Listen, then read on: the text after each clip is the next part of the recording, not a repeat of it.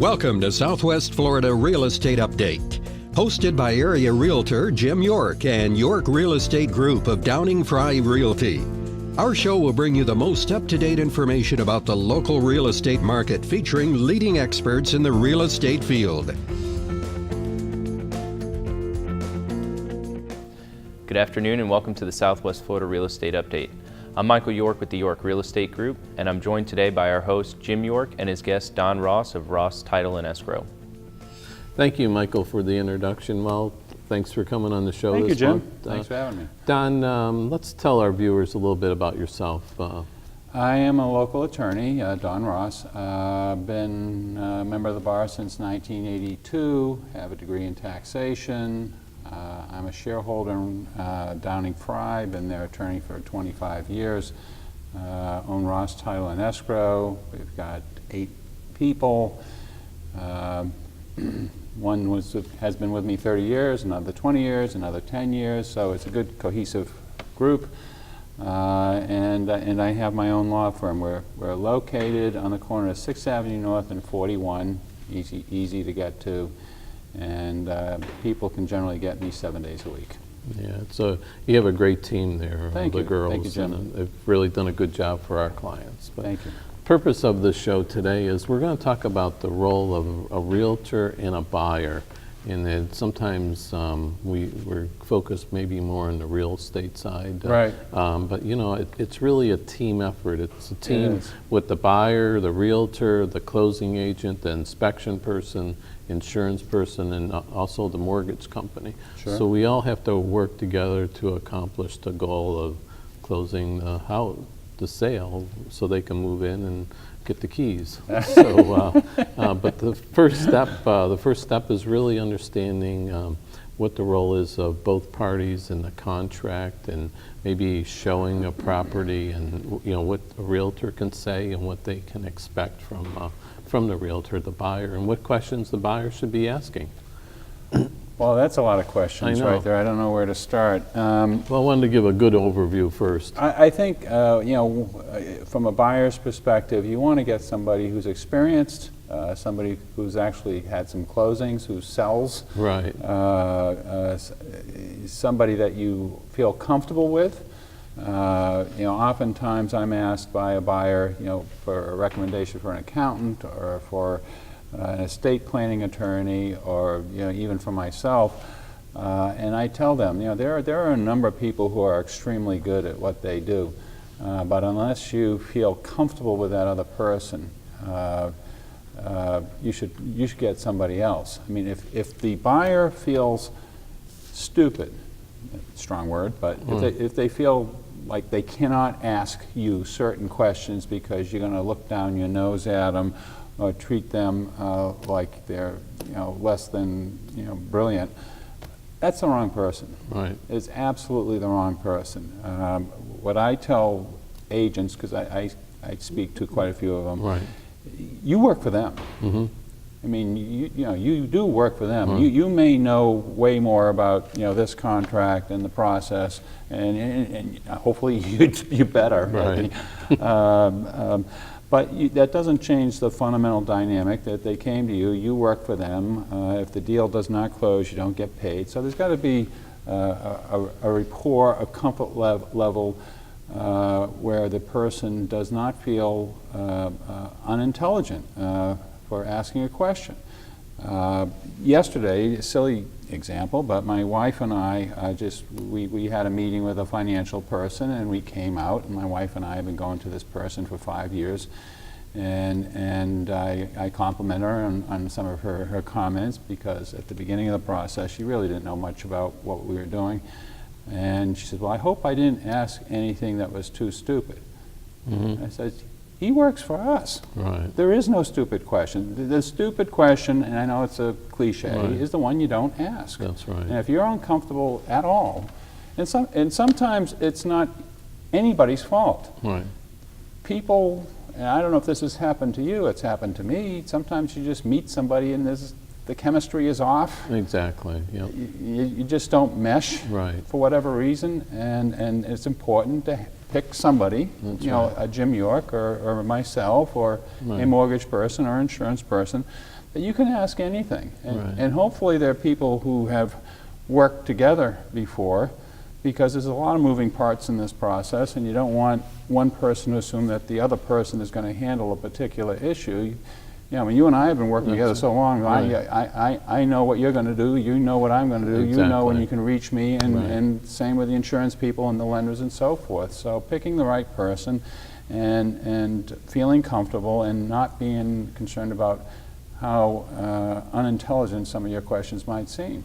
Yeah, and I think what I normally do is when I'm working with a buyer, I try and sit them down in the beginning, you know, and go over the process with them about, you know, the contract that, you know, what they expect in a contract, Sure.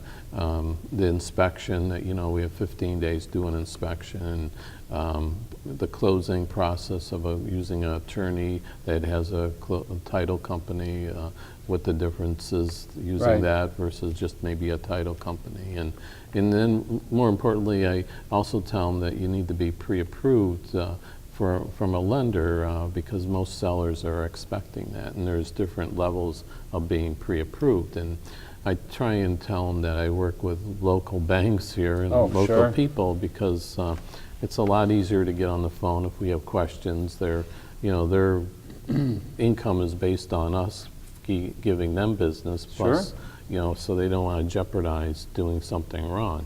So our other role is from a real estate standpoint, because I'm going to talk a little bit about that first, is, you know, it changes because when we're selling a resale home, Yes.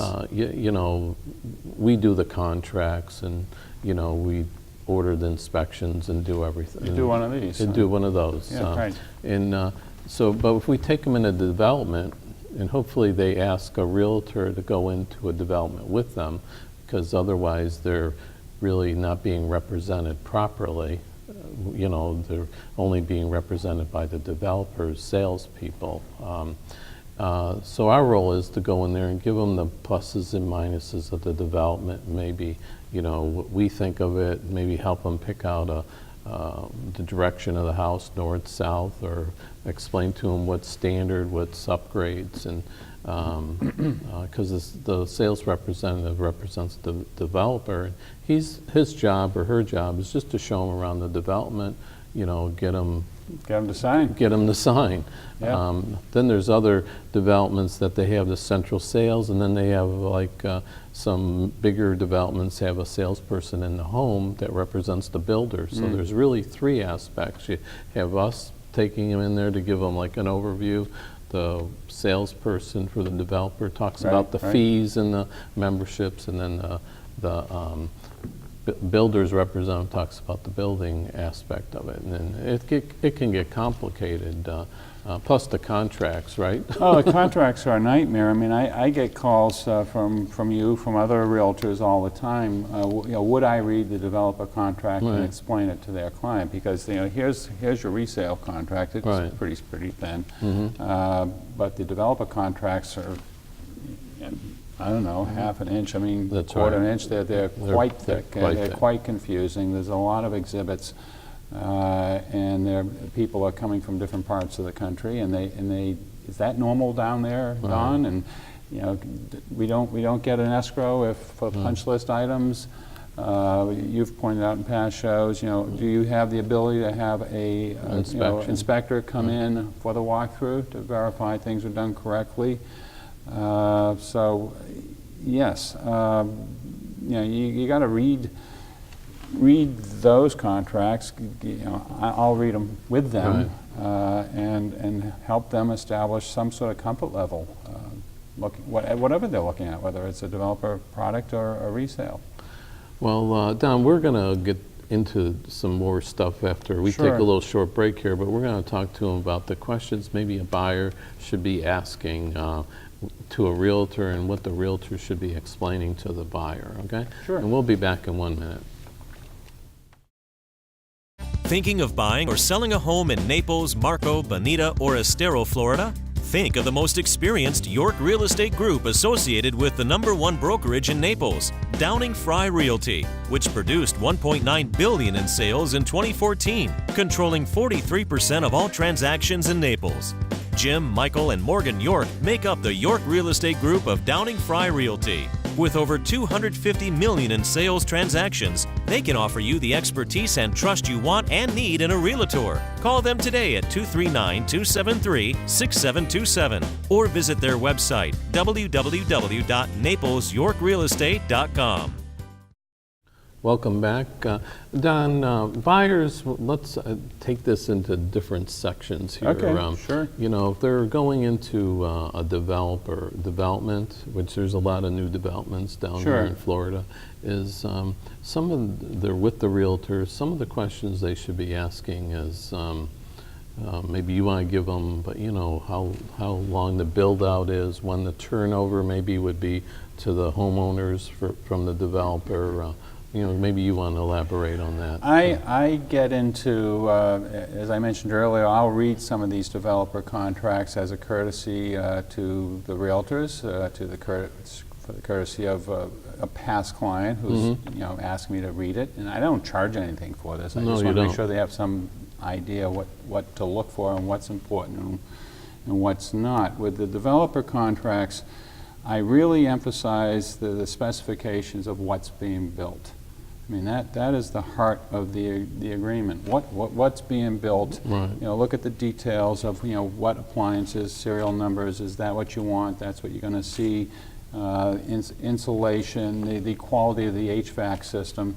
I have a good friend who owns an air conditioning company, and one of his pet peeves is people will buy a $2 or $3 million home, and you'll have an average HVAC system. Right. And there's been no inquiry about, what do I have to look out for down here in terms of HVAC systems. You know, we're next to the Everglades. There's humidity, semi-tropical climate. If the buyer has allergies or any special needs, they need to be inquiring in that direction, focusing on their specifications, the review process, the walkthrough process. Probably the most important thing other than that is the reputation of the developer. I mean, I'll get an opus that I'm supposed to review, and they're very one-sided. They favor the developer. They have the 2-year language that the developer is given to complete the project. Right. That's an exception to the Interstate Land Sales Act. It's a federal statute, but the salesperson on site will be saying, well, it should be done next August. Wow. Right.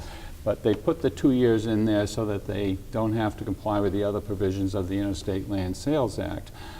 So I'll tell my buyers, you want to have a clear understanding of what's going to be built, and you want to have somebody do a walkthrough, hire some company to do a walkthrough, but you need to know the reputation of this company. I mean, if you know anyone at all who's bought in there, and this is where you come in. Right. I mean, if you've sold multiple properties in a particular development, talk to some other people so that they can get some anticipation of, how reliable is this developer? How quickly do they address the punch list items? Is their word any good? I mean, I can't tell you how many times I've told clients that all the contract does, really, I mean, other than clearly setting out, it's not so clear when it's that thick, but setting out what's going to be built and how and so forth, is it gives you a great lawsuit if it's not done correctly. Mm-hmm. And nobody wants a lawsuit. Right. They want it to be a happy experience. They want to clearly understand what the heck's going to be built and when's it going to be done, and that this person, this developer, whoever it might be, stands by their product. That their lifeblood, in the most cases, is referrals. So the last thing they need, last thing any developer needs is a reputation as being a company that takes advantage of realtors. That's right. Because that's going to reflect on whether you even show the place. Right. Or whether or not they live up to the terms of the agreement with their customers, because their buyers aren't going to refer anybody else to that development if they don't follow through in a prompt way and really care. I mean, a lot of these places will have a party after they have the closing, and you get a monogram bathrobe and all sorts of warranties and whatnot. And they really make you feel special. So that's really what you want to be looking for. I think with a developer. The understanding of the contract, the specifications, what upgrades based on this, weather we have down here that you might want that's different than Chicago or New England or out west, and just a degree that great, this lays it all out. Chances of there being litigation are close to zero. This company's been around a long time. They're a stand-up company. Yeah. Well. I think we can move on now to maybe people buying a resale. Okay, so I think we touched base on this earlier in the show. Is that when we sit down with them, or before I even go out with them, I try and give them an overview of the market. Okay, I did this yesterday with a person that flew down from Pennsylvania. He says, I don't know much about Naples, but he says, just give me an overview. So I spent 2 hours with them giving an overview of the whole area, inventory, and where certain pockets, and then I walked them through the process of really doing a contract or buying a place. The contract, what you can do an as-is contract, or you can do a regular contract, and again, the pre-approval mortgage, and we can do an inspection, and etc. So. Then, some people, I even give them a contract to read before I take them out, so they can read it. Actually, and like you said, you kind of feel out the person, you know what I mean? So some people are more detailed than others, so the ones that I feel that are a little bit more detailed, it's easier for me to hand them a blank contract and say, read this over. We'll go over it when we do the contract, but at least you have some questions beforehand. Or if they're coming here from out of the area and they're calling me and say, hey, I'm coming down, we want to look at something, I might even email them a copy and say, things are different down here, like in Pennsylvania, the refrigerator and appliances don't go with the house, Sure. So I just wanted them to, most people do read it, which is a good thing. So now I'll let you talk. The next 15 minutes. Yes, dear. I can almost tell what people do for a living by the questions they ask. I really, when I get somebody who, it makes my life easier. That's honestly. Right. If they actually read the contract, it does. Some of them will pick out questions that I haven't been asked ever, and at some point I bring a little levity into the situation by asking, are you a doctor, a lawyer, a CFO, an engineer? Engineer's a good one. Well, why do you ask? Well, because it's in your DNA. You can't help it. You've got this thing broken down to the molecule, for crying out loud. Yeah. Which is good. I'd rather have that than the people who don't look at anything and then ask questions after they sign. They just or they forget what you told them. So they don't remember it. They don't get it, and I understand that. But what I do, you explain the communities. I go over the contract, and I try to hit 5 or 6 things that I see come up all the time, because human nature being the way it is, I think, if they're buying for the second or third time in their life, they can only absorb so much before it's too much, and the different elements of what I'm telling them doesn't really fit together, and they don't really feel comfortable. They don't get that cross-contract understanding of how this works. So I'll hit the main things, like their costs, the inspection process. I really hit hard on the need to have inspections. I've lost track of how many times I've been asked, do I need to have an inspection? I get that so many times. And, like everything, in our business, we're in the people business, it's a stressful business. I bring a little levity into it and say, well, if I say no and you move in and the air conditioner's not working, do I have to pay for a new one? That's right. And then they sort of get why I have to recommend that they need inspections. You should get all your inspections, especially if it's a lot of money to you to be spending on this particular property. And it's foolhardy, frankly, to not spend a few $100s for an inspection, for a survey, anything of any significance relating to that. Let's say it's a $400,000 purchase. Well, why wouldn't you spend, an extra $1,000 and just make sure everything, you know what you're getting? That's right. You're not surprised a week later about an issue. So that's probably the big thing with my perspective, just hitting the 4 or 5 points where that they can absorb it. Then I give them my cell number and my email. Here's my card. I know you're going to have questions as soon as you walk out the door, and they always do. Don't be shy. Right. I work for you. That's right. I want this to be pleasant. And if it's pleasant, and if I'm nice and welcoming in the beginning, it just seems to go so much easier. With the inspections, I highlight what they can't get a lot. And I emphasize that even though we can't get, for example, a new air conditioner, if it's 10 years old, doesn't mean I'm not going to try. Right. But I want their expectations to be reasonable. I don't want them to mistakenly think that they are entitled to a brand new air conditioner if the 10-year-old one isn't working quite right. So if I hit the high points and I emphasize the importance of getting to your lender right away, if you have a lender and you have inspection issues that you have to escrow for, that's a whole nother thing. Banks don't like to see escrows for repairing the leaky roof. Right. They want their collateral to be in tip-top shape. So oftentimes we'll have to change the escrow to a credit for closing costs, prepaids, and escrows. I'll get a lot of questions. Well, I want to take title this way. I want to take title that way. I say, have you told your lender? Right. Because your lender is qualifying you based on your personal tax returns in most cases. That's true. Did you tell them you want to take it in a trust? They might not approve it. And then you'll have doc stamps potentially later on.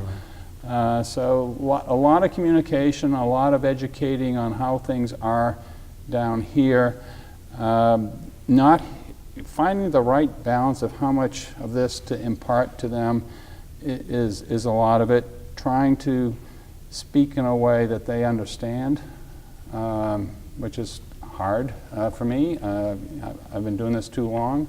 So trying to get it down to what I call English, out of the legalese, is an effort. And then I like being face to face like this, so I can look in their eyes and see if they understand. And I'll ask, do you understand? It's okay if you don't. I do this every day. You don't. It comes easy to you. Right. Well, we've just done That's it. right. You do anything 10,000 times, you should get good at it. That's right. About time. We should, anyways. But don't be shy. I mean, I almost have to, not beat them about the head and shoulders, but really emphasize that. Look, it's okay. It's all right. You're not going to get all this. Don't expect to. Ask lots of questions.